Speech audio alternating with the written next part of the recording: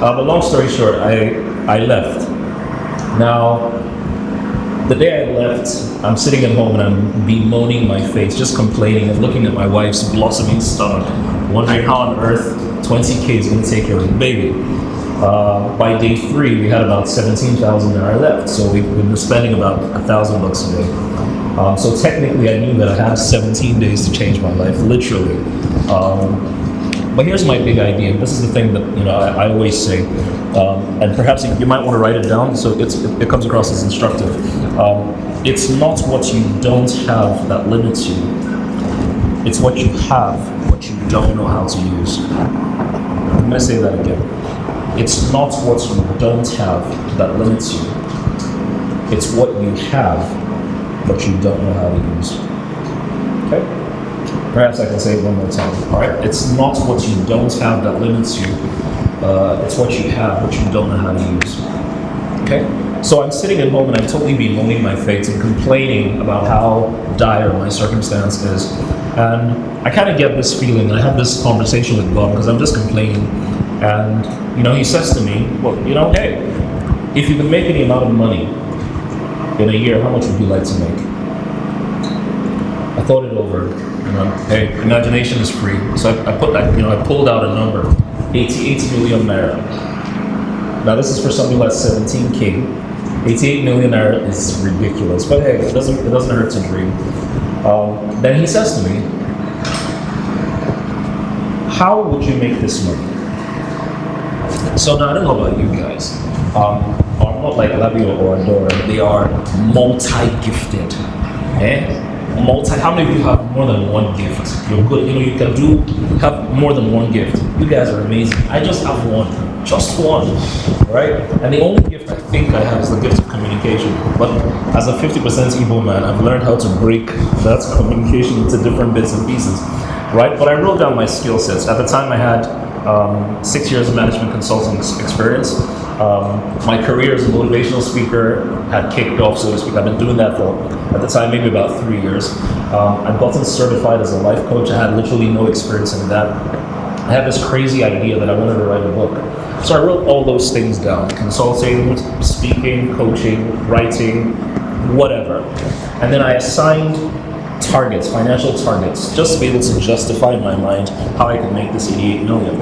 So I said, for example, consulting, if I could get 10 clients to pay me 3 million naira over the course of a year, I could make 30 million. It wasn't rocket science. So I broke it down. And now it's one thing to have something written on paper. It's another thing to bring what you see on paper to pass. But like I said, it's not what you don't have that limits you, it's what you have that you don't know how to use. Now, this is the challenge that I find many entrepreneurs have. We're always looking, so sometimes we say the biggest challenge to being an entrepreneur is capital, lack of capital.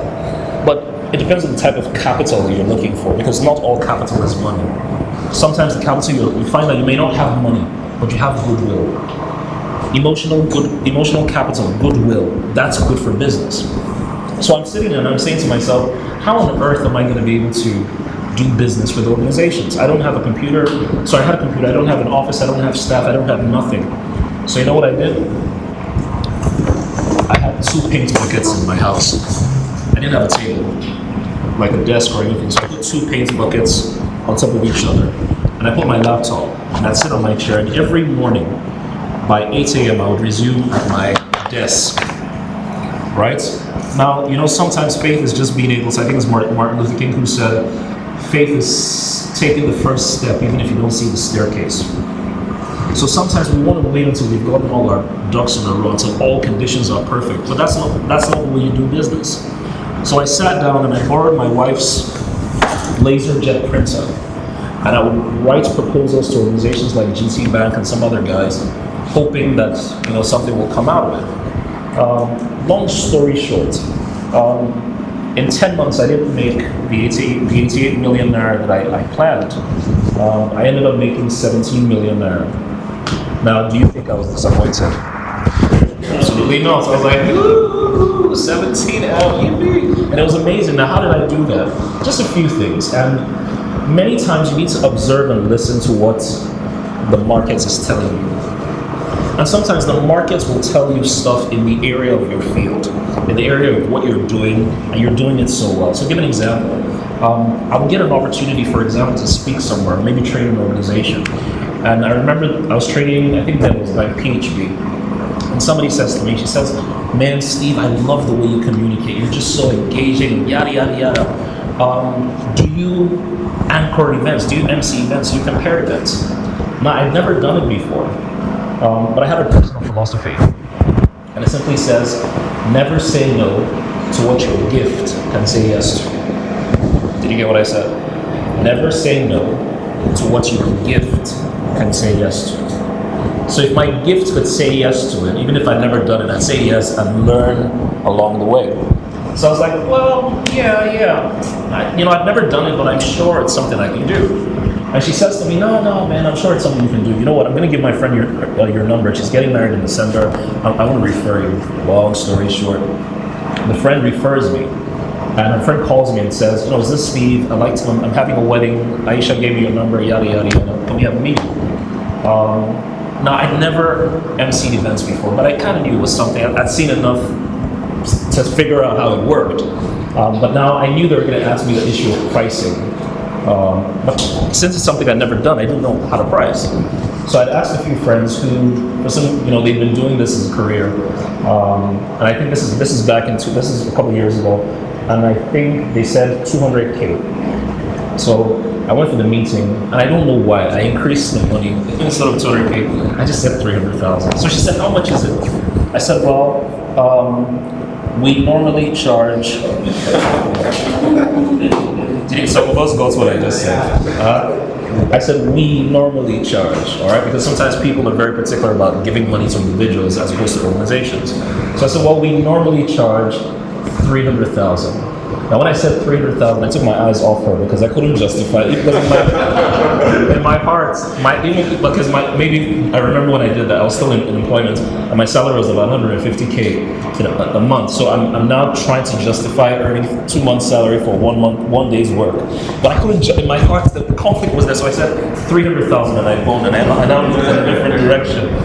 And she says to me, "Oh, Steve, 300. Oh, 300. Okay, Steve, can we do 250? I said, oh. In my mind, I couldn't believe, are you serious? But I could have had to package myself like, no, man. I was like, 250. I said, because it's you. But in my heart, I was like, hey, if I do this in 4 times, I'm a millionaire. Straight up, But I did the work, and apparently I did an amazing job, if I do say so myself. If I do say so, I did an amazing job. And they paid me $250.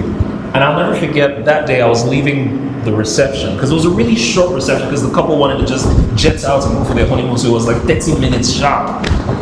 I could not in my mind justify being paid $250K for 30 minutes of work for something that I could have done for free. And I remember I was with my wife when we were leaving. She was my girlfriend then, she's my wife now, she's still my girlfriend. I said to her, it's not fair. I said, how can anyone pay me $250K to do something that I would have done for free? And she said to me, what's the problem? I don't understand. I said, you don't get it. I was taught that to make money, you have to hustle. Does anybody understand what I'm saying? Yeah. You have to sweat to make money. You have to labor to make money. I didn't sweat. I didn't labor. I didn't hustle. Therefore, I don't feel like I earned this money. You know what? I think we should give them some of their money back. That's the altruistic part of it. Luckily for me, my wife is Igbo. And she's 100% Igbo. And she was like, what? Are you kidding? Give them what? No, don't you know we're planning to get married? Needless to say, we didn't give them their money back. But here's the second lesson that I've learned. God's greatest desire for me is to earn a fee doing something that I was created to do for free. Can I say that again? God's greatest desire for me is to earn a fee doing something that I was created to do for free. God's greatest desire for me is to earn a fee